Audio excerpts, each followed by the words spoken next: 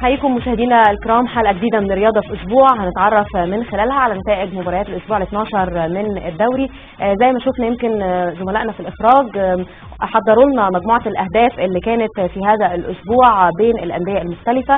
هنتعرف على المزيد من التفاصيل من خلال حوارنا، لكن قبل ما نبدا الحوار بذكر مشاهدينا احنا بنرحب باتصالاتكم على الارقام اللي هتظهر على الشاشه. اسمحوا لنا مشاهدينا ان احنا نرحب بضيوفنا في الاستوديو، الكابتن عبد العليم كمال مدرب قطاع الناشئين في نادي وادي دجله. اهلا بحضرتك معانا يا كابتن.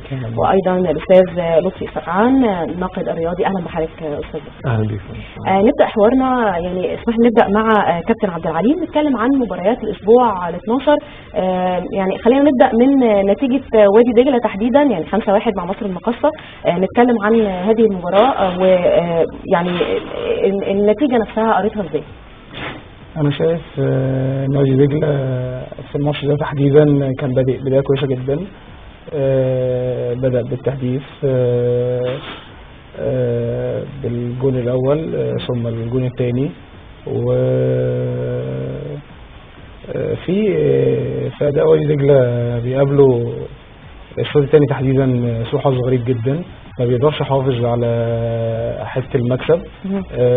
قله خبره لعيبته مع اخطاء. لو شفنا الجون الاولاني اللي جه في نادي وادي دجله خطا من عصام محمود حارس المرمى. فانا شايف من وجهه نظري ان الشوط الثاني بيبقى الاختلاف في الشكل وفي الاداء وفي الاسلوب، فده انا شايف ان هو بيأثر تأثير غير عادي على نتيجة المباراة. الشوط الاولاني بنكسب سهل جدا، والشوط الثاني ما بنقدرش نحافظ على نتيجة الفوز يعني. نستعرض باقي النتائج مع حضرتك استاذ لطفي. يعني في مباراة كانت بتروجيت والزمالك ومباراة الداخلية واتحاد الشرطة، دي كانت يوم الثلاث 3 يناير. يعني نتعرف برضو على نتيجة المباراة وتحليل حضرتك ليه. والله مباراة بتروجيت والزمالك كانت مباراة زملكاوية قلبا وقالبا. الكابتن طه بصر والكابتن حسن شحاتة في مواجهة زملكاوية بحتة. طبعا النتيجة وصلت للتعادل من بتروجيت مع الزمالك. الزمالك بينافس لكن بتروجيت بيتعثر لظروفه طبعا بعد التركيز مع نادي انبي من قبل شركة البترول، ونادي بتروجيت ما عندوش امكانيات نفس المتوفرة لنادي انبي. طبعا نادي الزمالك عشان بينافس على البطولة كان يهمه ان هو ياخد ال3 بونت. بتروجيت كان بالنسبة له التعادل مع الزمالك مكسب يقدر يخليه يديله دفعة للمباريات اللي جاية. نادي الزمالك فقد نقطتين قدام بتروجيت، وده يهدده في المنافسة على بطولة الدوري. طبعا شفنا مباراة كويسة جدا من الفرقتين، وكان بتروجيت عامل مباراة جيدة، لكن في النهاية ما قدرش يترجم ده الى اي نتيجة غير التعادل. مباراة كانت مهمة جدا انها تخرج نادي الزمالك من حيز التعادلات او تبدأ ترفع من رصيده عشان يقدر يدخل المنافسة بشكل قوي. لكن واضح ان نادي الزمالك هيواجه صعوبات مع الأندية اللي هي الأندية الصغيرة زيه وزي النادي الأهلي. ليه بقى؟ لأن الأندية الصغيرة ما بتلعبش غير قدام الأهلي والزمالك. للأسف الأندية في مصر بتلعب 360 دقيقة اللي هم الماتشين بتوع فريق القمة رايح جاي. 360 دقيقة بيلعبوهم، بس فيما عدا ذلك ما بيلعبوش كورة. بدليل المحلة عامل مباراة رائعة مع النادي الأهلي وجاب جونين في النادي الأهلي في 5 دقائق، والنادي الأهلي كان عامل مباراة قوية جدا، ومع ذلك المحلة خسر من مصر المقاصة 5-1. مفيش ثبات في المستوى. نقطة ثبات المستوى دي يا كابتن، يعني انا عايزه اتكلم، يمكن الزمالك حتى يعني بيلعب مباراة كويسة ومباراة سيئة، مفيش استمرار وثبات في المستوى. يعني شايف تحليل حاجة زي كده ايه؟ ما هو ده راجع لمشكلة عند اللعيبة. النهارده نادي الزمالك المفترض ان هو بينافس على بطولة، فده الطبيعي ان هو يبدأ يشوف اما حلين، يا يركز في الملعب يا يركز في المشاكل الاداريه اللي بره. عنده مشكله عمرو زكي، عمرو زكي هيرجع، عمرو زكي مش هيرجع. عمرو زكي قال خلاص هو رايح هيسافر. هو يقول اللي هو عايزه، والنادي بيقول احنا فلوسه جاهزه وشيكاته جاهزه يجي يستلمها. فكل واحد بياخد الموضوع في اطاره. طب نجيب حسين ياسر محمدي ولا ما نرجعوش؟ طب نكلم ليرس ولا نشوف فلوسه هتبقى ازاي؟ انت النهارده شاغل بالك بلعيبه مش في حسبانك يعني وانت هل بطل. تعتقد هذه المشاكل الاداريه هي اللي بتخلي مستوى الزمالك بيتفاوت من المباراه لان الاخرى؟ انا النهارده انا هركز في الملعب ولا هركز في حل مشاكل بره؟ حل من اتنين، لابد من الفصل بين الاداره وجهاز الكوره. عشان هنا لما اقترحوا موضوع لجنه الكوره، بس هو ما بيتمش في مصر باحترافيه. لما اقترحوا لجنه الكوره، ان لجنه الكوره هي اللي تبقى مسؤوله عن هذه المشاكل، ويبقى المدير الفني مركز بس في الفريق. فعشان كده هو الزمالك بيتعصب في مبارياته، لانه مركز قوي مع مشاكل، حاسب انه يرجع او ما يرجعش. طب الشرط الجزائي بتاعه، انا قاعد شاغل بالي ب 50 موضوع. صحيح. والهدف الاساسي بتاعي مش موجود. النهارده ببدا اشوف طب ميدو يرجع فورمته امتى؟ يعني عندي فيرود بياخد 7 مليون جنيه في السنه، مش عارف يعمل جامب، دي كارثه. فطبعا طب بعيدا عن الزمالك، بتروجيت حتى يعني كان بيحقق نتائج سيئه اغلبها تعادل، لكن مع الاهلي ومع الزمالك بيقتنص فرص كويسه جدا. يعني كل فرق الدوري مع الاهلي والزمالك بيلعبوا كويس، استعداد مختلف يمكن؟ استعداد مختلف لان الاضواء والشهره كلها مركزه على الفرقتين دول، لكن في النهايه انت عندك موسم طويل. طب انت اثبت نفسك. يعني المحله تبقى مكسره الدنيا قدام الاهلي وتيجي تخسر 5-1 باي منطق باي عقل؟ ما هم نفس اللعيبه، نفس المدرب، نفس الملاعب، بطريقه اللعب بالظبط. ايه يعني انا مش فاهم يعني. ده حال كل الانديه على فكره. هو كل لعيب في التوقيت ده، اسمح لي اعمل مداخله، بيبقى حابب ان هو يعرض نفسه على الجهاز الفني للنادي الاهلي والجهاز الفني للنادي الزمالك، ويقول انا موجود. زي ما حضرتك قلت، بيبقى في سبوت على ماتش اهلي وماتش زمالك، بيبقى جماهيريا اعلاميا متشاف كويس. بس يعني كل اللعيبه ليه؟ لان انا النهارده بلعب 4 مباريات في السنه. بلعب 4 مباريات، مباراتي مع الاهلي رايح جاي، ومباراتي مع الزمالك رايح جاي. انا معاك.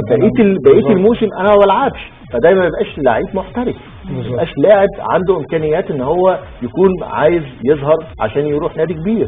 طب كابتن عبد العزيز، يمكن السؤال ليك في النقطه دي تحديدا، يعني لحد امتى نفضل نلعب بالثقافه دي، ثقافه ان احنا لو بنلعب مع الاهلي والزمالك هيبقى مستوى اللعب واداء اللعب بالنسبه للانديه الاخرى يكون مختلف تماما؟ يعني ايه اللي بيفرق؟ ازاي مثلا هل الجهاز الفني مفترض انه يدي روح معينه مختلفه او كده؟ بيفرق نمره واحد الحافز عند اللعيب من جواه، لازم يلعب الدوري كله بنفس الشكل اللي بيلعب بيه ضد النادي الاهلي وضد نادي الزمالك، علشان يحقق اللي هو عايز يوصل له.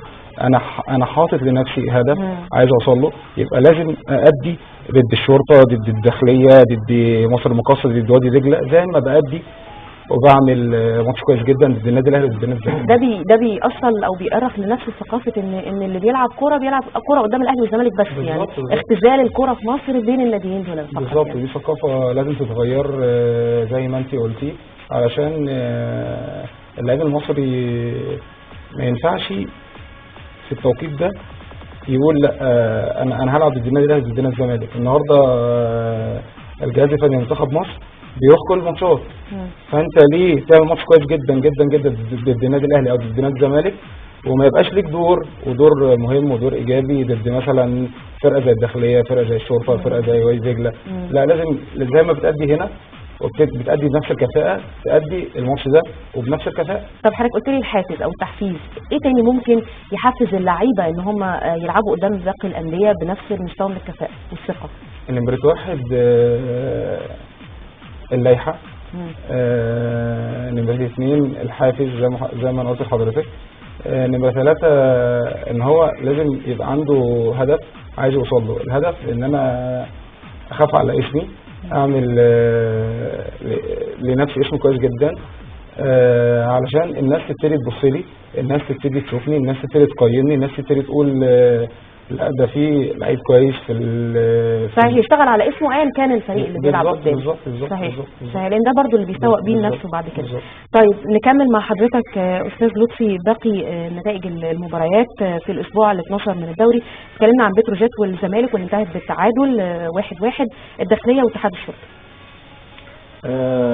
الداخليه فريق ما حققش ولا فوز حتى هذه اللحظه، وبيحتل المرتبه الاخيره في الدوري، مركز 19، ظروفه صعبه جدا في ظل ترشيد النفقات، وبيلعب بنفس فرقته، ما دعمش فرقته غير بعناصر بسيطه جدا كلها عناصر مغموره. ما عندوش اليات ان هو يقدر يدخل في المنافسه مع الانديه اللي موجوده. في ضوء امكانيات النادي هو بيتعامل مع الدوري ممتاز، وهو اول ضيف في الدوري الممتاز. يعني لعب قدام الموسم- اتحاد الشرطه، يمكن الموسم ده من اقل المواسم اللي بيأديها اتحاد الشرطه ايضا. لا انا شايف اتحاد الشرطه من المواسم الرائعه. اتحاد الشرطه في المركز الثالث وله 24 بونت بعد الحرس والاهلي. من المواسم الرائعه اللي بيعملها الشرطه مع الكابتن حلمي احنا طولان ماتش معانا كابتن السنه دي. طبعا. فكابتن علاء عبد انا بعذره لانه هو بيلعب وفق امكانيات محدوده بس جدا. اتحاد الشرطه بيخفق في الماتشات السهله يعني. لا حضرتك لو رجعت نتائجه هتلاقيها كويسه. يعني هو الوحيد اللي فاز على نادي الزمالك نفتكر، وهو يعني نقاطه اكتر من نادي الزمالك. كان يتعادل مع الداخليه. نعم لا هو كان لا فاز على الداخليه، فاز على الداخليه 1-0. تمام. فهو الشرطه عامل نتائج كويسه جدا وعامل مباريات رائعه. بيلعب بفكر مدرب موجود قادر يوظف لاعيبته بشكل كويس. احنا الخوف كان لما كابتن طلعت يوسف مشي من الشرطه ان كان الفريق يقع، لكن ان المدرب بثقه لحلمي طولان يعني اضاف للفريق واستلم فريق قوي، قدر يوظف عناصره بشكل مناسب. عاملين موسم كويس حتى هذه اللحظه. لكن ما اقدرش اعمل مقارنه بين الداخليه والشرطه لفارق الامكانيات بين الفرقتين طبعا. تبقى مقارنه ظالمه لهم. نستكمل باقي النتائج مشاهدينا. يمكن يوم الاربعاء 4 يناير كانت مباراه حرس الحدود وتليفونات بني سويف، وايضا كانت مباراه انبي وسموحه. نبدا بمباراه حرس الحدود وتليفونات بني سويف. كابتن عبد الحليم، تعليقك على هذه النتيجه كانت انتهت بفوز حرس الحدود 3-2. حرس الحدود ابتدى الدوري بخساره من النادي الاهلي. حرس الحدود في المركز الاول. حرس الحدود هو المتصدر. هو انا بقول لحضرتك بس هو كان بادئ بدايه غير موفقه ضد النادي الاهلي وخسر. حرس الحدود هو الاول في الترتيب برصيد 28 نقطه. صحيح. بيلاعب تليفونات بني سويف ال11 برصيد 12 نقطه. كان لازم يكمل سلسله انتصاراته. كان طارق ليه اسلوب معين وليه طريقه لعب معينه. اللعيبه في تجانس. اللعيبه قريبين من بعض جدا، بيحبوا بعض جدا. وزي ما احنا بنتكلم المكسب بيجيب مكسب. فالفرقه بقى لها بسم الله ما شاء الله 7 متألقة جدا فعلا. 7 ماتشات بتكسب ماشيه كويس. فخلاص دخل جواك حته ان انا هلعب ثقه يعني. حته ثقه وحته روح الفوز وروح المكسب، حته ان انا هلعب عشان اكسب.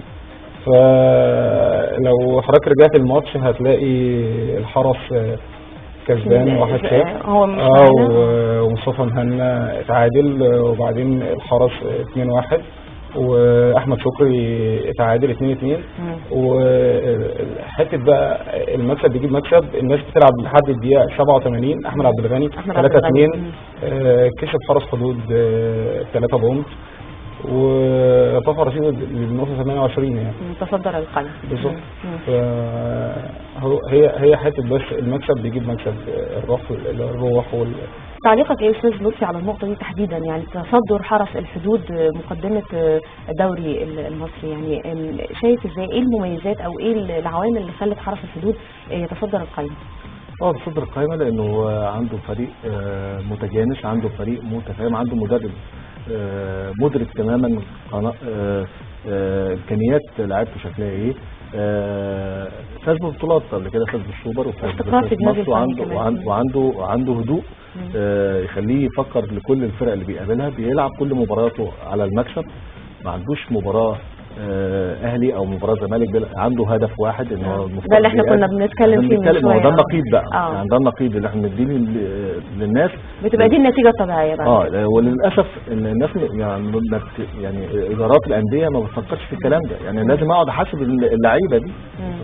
انت يعني بتلعب 4 ماتشات في السنه بس هم دول اللي شاغلينك؟ لا، انت عندك 36 ماتش في السنه هتلعبهم ازاي؟ صحيح. يعني لازم يعني من 36 مباراه بلعب 4 مباريات فقط، مش ممكن. لازم دي يبقى لها دراسه باي شكل. يعني حرس الحدود عنده امكانيات لعيبه دوليه كتيره. بيحافظ كمان على اللعيبه بتاعته. ما يعني اللي بيدخل ما بيخرجش. فامر طبيعي طبعا ان هم يكون موقفهم كويس، لكن مسابقه الدوري عايزه نفس قوي. اللي نفسه طويل في المسابقه هو اللي يقدر يحسم البطوله.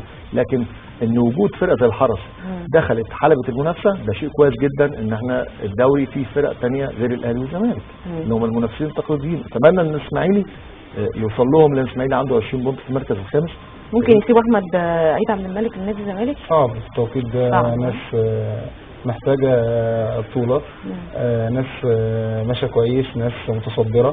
انا في رايي الشخصي لازم يحافظوا على لعيب بقيمه احمد عيد. احمد لعيب كويس ولعيب دولي ولعيب مهم جدا جدا جدا ومؤثر جدا في فرقه حرس الحدود. صحيح. طيب يعني الطريقه اللي ماشي بيها الحرس والعناصر اللي كان قالها استاذ لطفي ان هو الثبات والاستقرار الاداري، حفاظه على اللعيبه، محاسبتهم اول باول، الثبات اللي بيلعبوا بيه المباريات، هل ده ممكن يخليهم يكملوا لحد نهايه الدوري في المقدمه؟ هو ناقصهم حاجه مهمه جدا جدا جدا، الجمهور. الجمهور انا في رايي الشخصي ده نمره واحد، بيأثر تأثير غير عادي على اللاعب داخل الملعب يعني. بس ما عندهم جمهور، وعندهم جمهور بيروح لهم اللي هو السريه الرياضيه بتروح لهم كل مباراه، فده بيعوضهم عن الجمهور يعني. بيفرق معاهم جدا جدا جدا. بس انا شايف ان هم فرقه بطوله، ناس واخدين كاس مصر، ناس واخدين سوبر، ناس مستقرين اداريا، ناس مستقرين فنيا. يعني انا لو رجعتي لفرقه الحرس مش هتلاقي مثلا غير عنصر او عنصرين دخلوا من 5 سنين فاتوا جداد وسط الفرقه. فدي انا شايف ان حته التجانس دي فرق جدا جدا جدا في اداء اللاعبين داخل الملعب. ده بيفرق فعلا في النتيجه. بعد كده نتكلم عن مباراه انبي وسموحه واللي انتهت بفوز انبي 2-0. تعليق حضرتك برضه على النتيجه طبيعيه جدا يعني. سموحه فريق بيتخبط منذ صعوده للدوري الممتاز، وهذا الفريق بيتخبط امر طبيعي ان هو بيخسر قدام انبي في ظل حاله الانتعاشه اللي بتعيشها الفرقه بعد تغيير الجهاز الفني بالكامل ووجود واحد زي حسام البدري. صحيح عايز اقول حاجه، ان مش شرط ان موجود حسام البدري يبقى حسام عبقري في التدريب. ده كابتن مختار حد عبقري برضه في التدريب، لكن هي في النهايه اللعيبه كانت رغبه في التغيير، فكانت النتائج سيئه عشان اللعيبه يعني لها رغبه شديده في تغيير الجهاز الفني بالكامل. فلما بتغيري الجهاز الفني بالكامل دي روح التغيير، لكن مش دي امكانيات المدير الفني اللي مستلم جديد، لانه لسه ما عملش حاجه فما اقدرش احكم عليه. فلما نفصل حته ان ده يعني التغيير المعنوي بخلاف التغيير الفني. التغيير الفني لم يطرأ بعد، لكن ما يحدث الآن هو تغيير معنوي فقط. مرة أخرى الاستقرار الإداري بيأثر بشكل كبير على أداء اللاعبين. يوم الخميس كان يوم حاسم الحقيقة مشاهدينا، يعني تم لعب 5 مباريات، كانت في البداية مع الجونة والمصري، وبعدين الاتحاد السكندري من المقاولين العرب، مصر المقاصة وغزل المحلة، الإسماعيلي قدام الإنتاج الحربي، وأخيرا كان الأهلي أمام طلائع الجيش. اسمحوا لي نبدأ بالأخير بالأهلي وطلائع الجيش. الأهلي جاب 3-0 أو المباراة انتهت لصالح الأهلي. الأهلي كسب الماتش 3-0. احمد فتحي ومحمد ناجي جدو وابو تريكه. ابو تريكه من ضربه جزاء. ضربه جزاء. انا عايز اتكلم بس على فريق طلائع الجيش. تغيير الجهاز المعاون للكابتن فاروق جعفر ده فرق جدا مع اللعيبه. فرق بالسلب ولا بالايجاب؟ بالسلب. انا ده رايي الشخصي يعني. الكابتن غانم والكابتن عبد الستار صبري كانوا نفسيا اللعيبه حباهم وقريبين من اللعيبه جدا وداخلين جوه الولاد فده يمكن اثر شويه عليهم وعلى ادائهم. النادي الاهلي سهل المكسب، النادي الاهلي كان احسن، النادي الاهلي كان مسيطر، بس انا بعيب على الكابتن فاروق ان هو ما قدرش في الماتش ده تحديدا يقفل مفاتيح لعب بالنادي الاهلي اللي كانت متمثله في عبد الله السعيد وفي وليد سليمان. كان فاروق معودنا دايما ان هو من المدربين اللي بيقروا الملعب كويس جدا. في الماتش ده تحديدا ما قدرش يوقف مفاتيح لعب النادي الاهلي اللي اتمثلت في زي ما قلت لحضرتك في عبد الله السعيد وفي وليد سليمان. عنصرين مهمين جدا بيفرقوا في اداء وفي طريقه لعب النادي الاهلي جدا جدا جدا، خصوصا عبد الله لما بيكون فايق. طب استاذ لطفي، يمكن الاهلي مستواه اختلف مؤخرا، يعني الطريقه اللي بيلعب بيها مؤخرا وحاله الاستقرار مؤخرا بدا يرجع مره ثانيه يرضي جمهوره زي ما بنقول. يعني شايف ايه الاسباب؟ هو داخل المباراه بحاله معنويه مرتفعه. لو وده ملاحظ من اداء النادي الاهلي في هذه المباراه. في المقابل من قبلها كمان غزل المحله كان ومن قبلها غزل المحله. في المقابل عندك طلائع الجيش داخل المباراه بعوامل سلبيه كثيره جدا. ان المفترض ان انت النهارده لما يبقى نتائج سيئه بهذا الشكل انك بتغيري الجهاز الفني او المدير الفني، لكن ان يتم تغيير الجهاز المعاون والابقاء على مدير الفني فدي جديده. لكن فاروق جعفر اراد ان ينجو بنفسه من مقصله الاستبعاد في الطلائع، واطاح بكل زملائه في الجهاز على اعتبار انهم سبب طرد العروض السيئه والنتائج السيئه لنادي الطلائع، وهذه ليست حقيقه. لكن في النهايه واضح من اداء اللاعبين ان تغيير الجهاز ليس مطلبهم الوحيد. واضح ان هم بس يرغبوا اكبر من ذلك يعني. يرغبوا في استكمال باقي التغييرات في الجهاز. لكن المباراه امر طبيعي ان الاهلي عنده حافز اكبر من طلائع الجيش ان هو يكسب وان هو يقدر يحافظ على التواصل مع الصداره مع نادي الحرس الحدود، وله مباراه مؤجله ويبقى هو الفريق الوحيد في الدوري بدون هو كده الاهلي في الترتيب الثاني ليه 26 نقطه، يعني فرق بينه وبين حرس الحدود نقطتين، وله ماتش مؤجل يعني معتقد ان هو ممكن يطيح بالحرس وياخد هو المقدمه، ولا يعني ايه احتمالات؟ لسه بدري الدنيا، يعني هيبقى في شد وجذب، لكن يبقى في النهايه الفريق اللي نفس طويل يقدر يحسم المشوار الطويل اللي احنا بنواجهه في ظل وجود 19 نادي في المسابقه. كان امر طبيعي ان الاهلي يفوز بهذه المباراه، ما كانتش محتاجه توقعات، لكن التوقعات اللي الناس مندهشاها ان فريق الطلائع النهارده ليه بيتراجع بهذا الشكل وفي نفس الوقت بيتقدم حرس الحدود رغم ان الاثنين مؤسسة واحدة. ايوه صحيح. نبدأ تنازليا. الاسماعيلي امام الانتاج الحربي واللي انتهت بفوز الاسماعيلي 2-0. تعليق حضرتك برضو كابتن عبد العليم. الاسماعيلي 2-0 بدون عمر جمال. الاسماعيلي لاعب 10 مباريات رصيده 20 نقطة، اللي له مباراة مؤجلة، عنده هدف عايز يوصل له. الاسماعيلي مش متعودين ان هو يبقى في المركز الخامس. هو على طول ودايما بينافس ثاني او ثالث. هو بيلعب برضو فرقه السنه دي مستواها مذبذب، مفيش استقرار، يعني برضو كانت نتيجه الفوز كانت طبيعيه، نتيجه متوقعه يعني نتيجه المكسب يعني. مصر المقاصه وغزل المحله 5-1. هل دي كانت تعتبر مفاجاه؟ يعني هي طبعا لازم تبقى مفاجاه، يعني لازم تبقى مفاجاه. انت الفرقه النهارده عامله اداء قدام النادي الاهلي بشكل محترم. غزل المحله كانت لعبت كويس جدا قدام الاهلي، وانت طلعت كل طاقتك قدام النادي الاهلي. امر طبيعي انك تقع في الماتش اللي جاي فنيا بقى، انا بنتكلم فنيا، امر طبيعي انك تقع لانك طلعت بذلت جهد فوق الجهد العادي بتاعك، فامر طبيعي انك تقع. لكن الى امتى هتقع؟ انت ما قدمتش في الموسم كله غير مباراه الاهلي. طب هتقدم امتى مباريات ثانيه؟ صحيح. يعني ده لازم الناس تناقشه، لان ما ينفعش يا جماعه ان احنا نناقش الدوري ظاهريا ده كسب وده فاز، لان في ظواهر في البطوله لازم تتناقش. النهارده فريق زي المحله انت طالع، فريق المحله كان بطل دوري، يعني القضيه اللي بتتناقش المحله ده كان بطل دوري، النهارده يعني بيتخبط ولسه طالع من الدرجه الثانيه السنه دي. طب يعني ايه الاسباب في دي؟ لازم دي اسباب كتيره بقى، دي منظومه كلها، دي منظومه. وبعدين نادي من الاقاليم اللي فاز بالدوري، يعني هو والاولمبي الاثنين الناديين اللي من الاقاليم اللي خدوا دوري. فالنهارده انا هاجي اشوف نادي المحله بهذا الشكل، وبعدين كل الامور المتاحه للاعبين ما بتحققش هذا المكسب، واجي اشوف فريق زي الداخليه بيحاول يكافح في ظروف افضل. سموحه طبعا بقاله اكتر من موسم لكن في النهايه لم يثبت ذاته. المقاولين بيتعثر، الانتاج بيتعثر. طب يا جماعه يبقى في مناقشه لكل واحد مشاكلك ايه. لكن النهارده الادارات واتاحه فرص للانديه انها تاخد مساحه. ادارات الانديه انا ما بشوفهاش غير في مباراه الاهلي والزمالك زيهم زي اللعيبه زي المدربين منبهرين عشان بيظهروا في الاعلام، في الاعلام وبيطلعوا يتكلموا مباراه يعني الكارثه ان المنظومه كلها بتفكر بهذا الشكل، فده غير طبيعي. بس المقاصه كمان عندها اقوى هجوم يعني في الدوري برضه.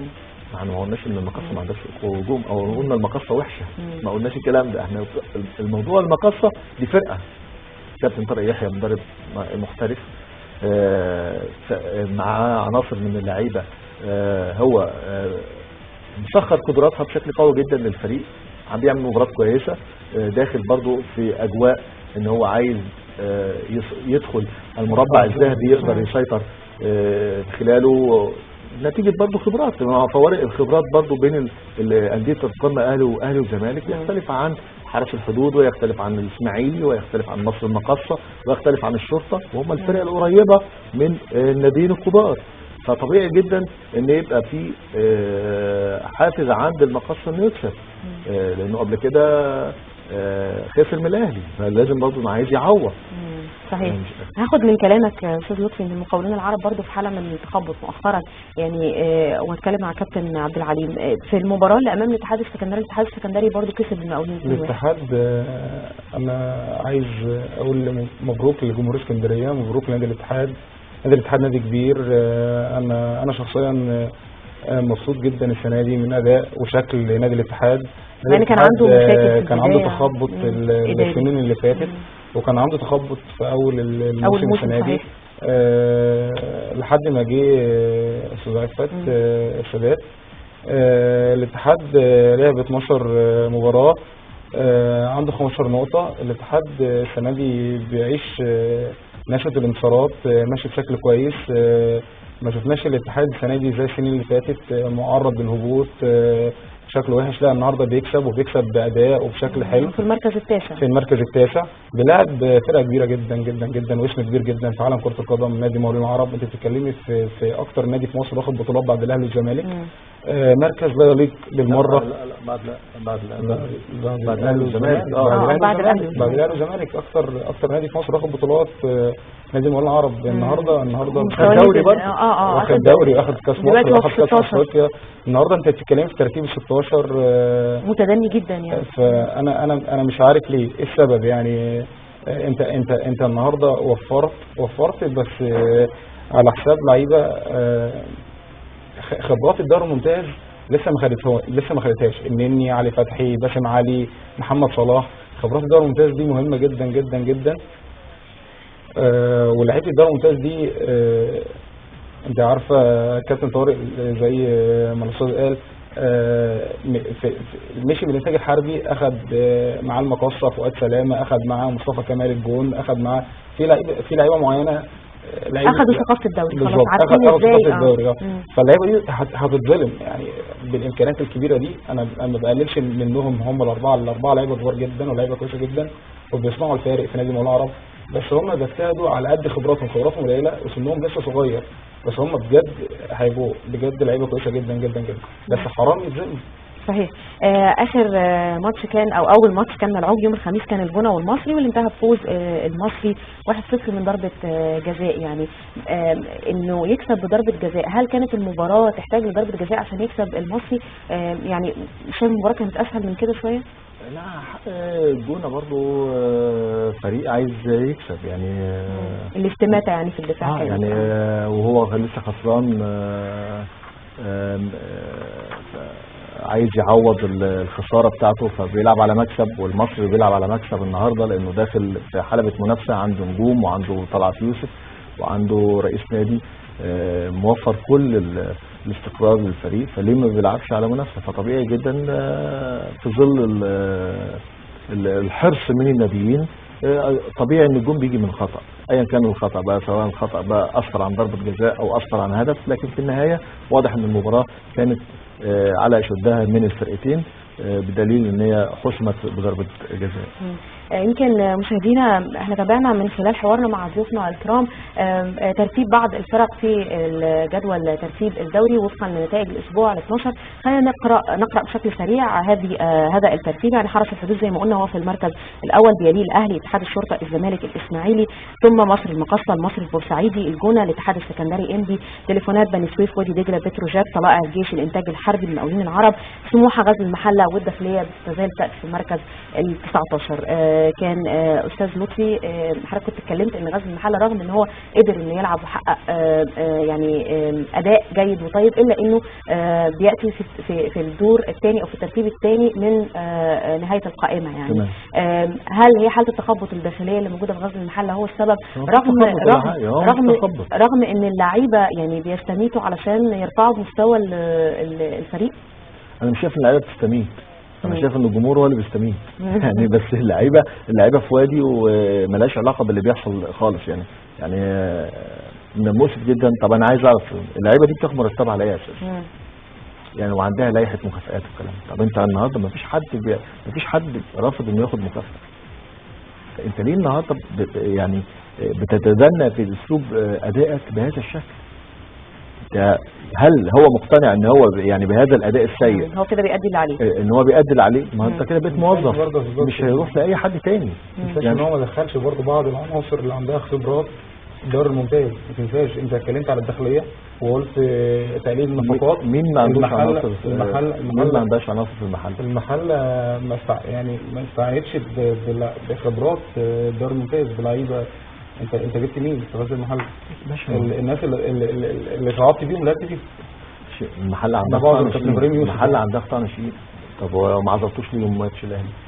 انا بحمله مسؤوليه ولا هو ماتش وماتش؟ انا بحمله مسؤوليه لا ما انت كنت بتلتمس العذر من شويه. لا انا بتكلم على بدايه السيزون يعني. لا هي مالهاش علاقه يعني.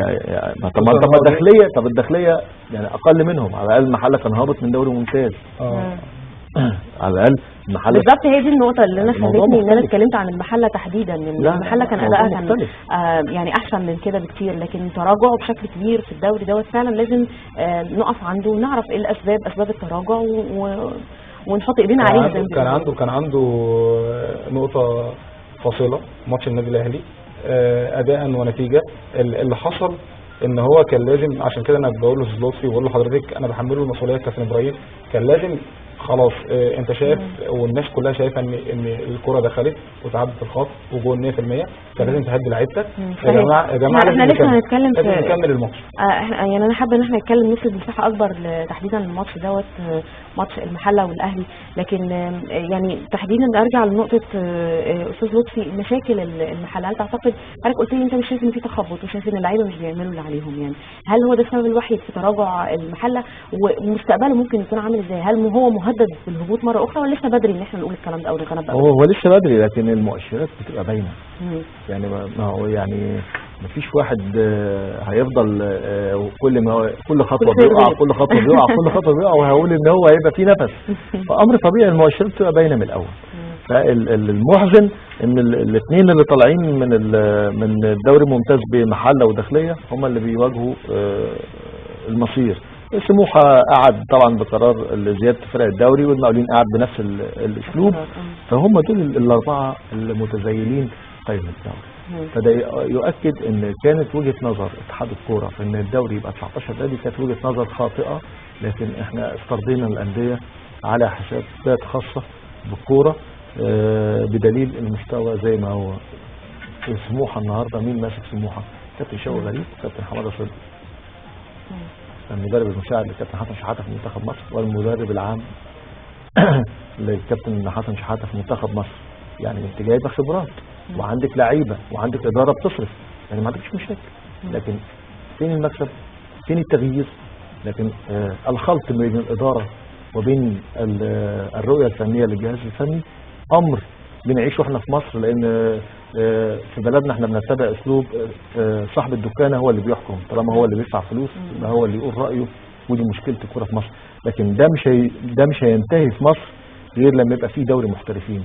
لما يبقى في دوري محترفين خلاص بقى في شركه مساهمه، في ناس عايزه تكسب.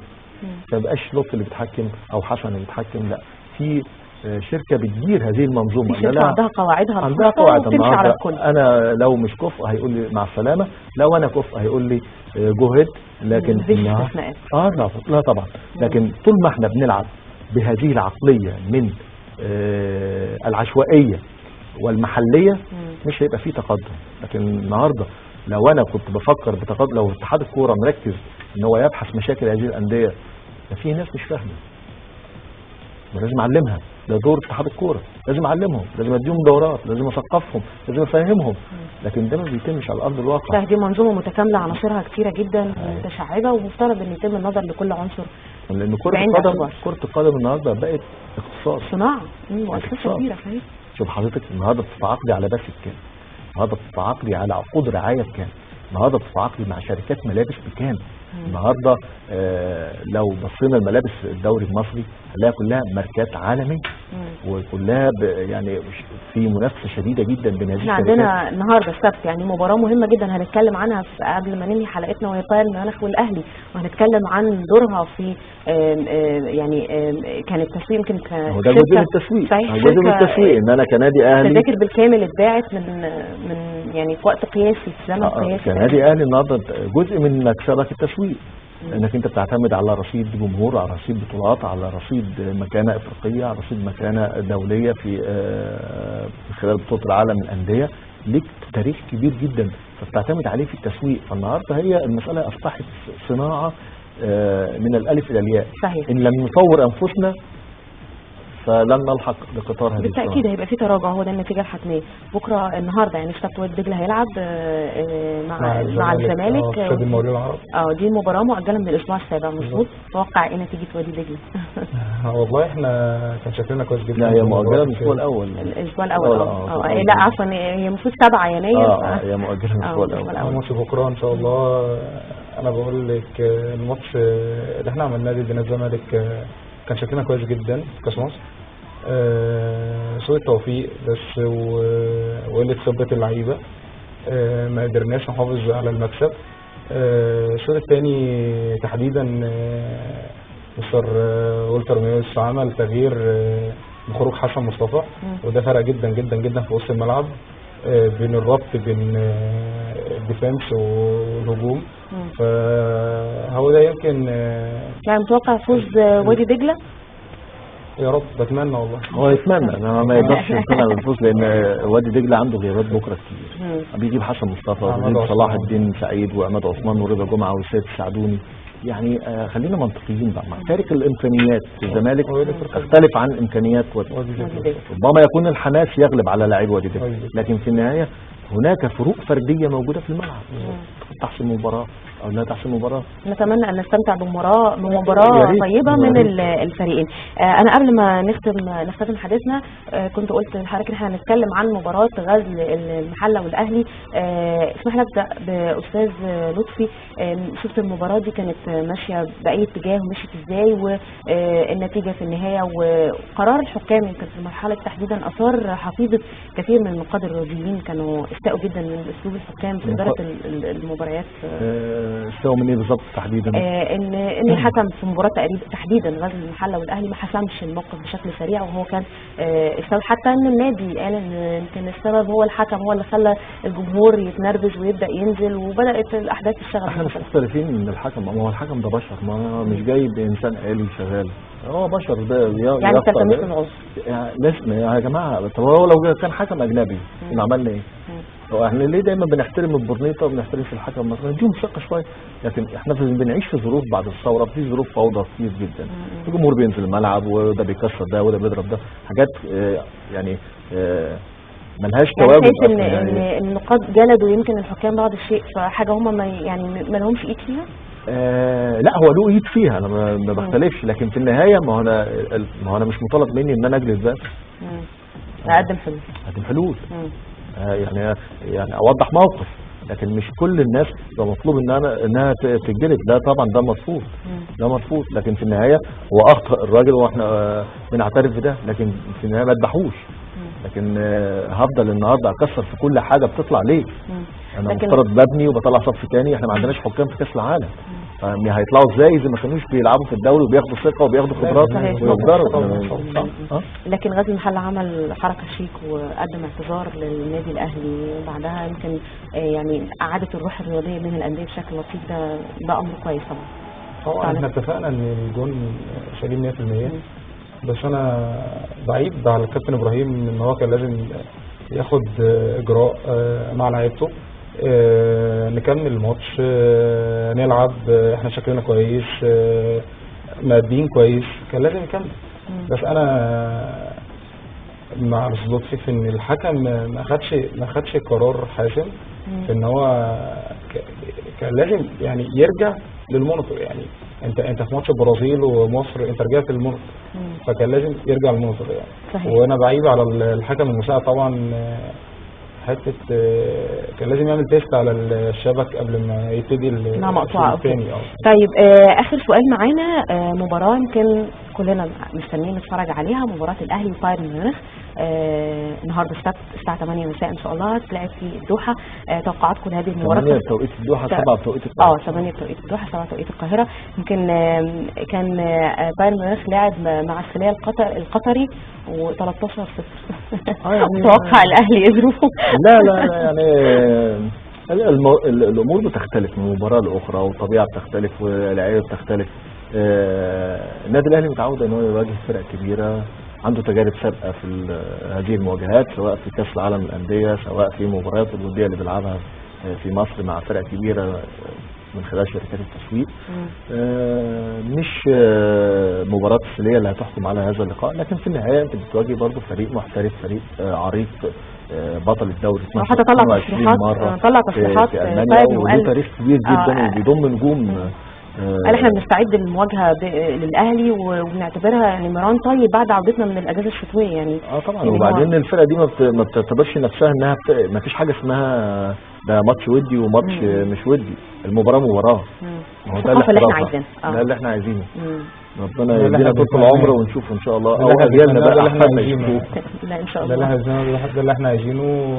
زي ما قال الاستاذ لطفي، النادي الاهلي عنده تجارب كتيره وتجارب كبيره، واتحط في المواقف دي كتير جدا، وعمل نتائج طيبه جدا جدا جدا مع الريال مدريد ومع ايسي روما فما عندوش مشكله خالص ان هو يلاعب فرقه كبيره بحجم وباسم. واحنا نفسيا متعطشين بصراحه ان احنا نتفرج على كوره جديده ومختلفه بروح ثانيه مختلفه.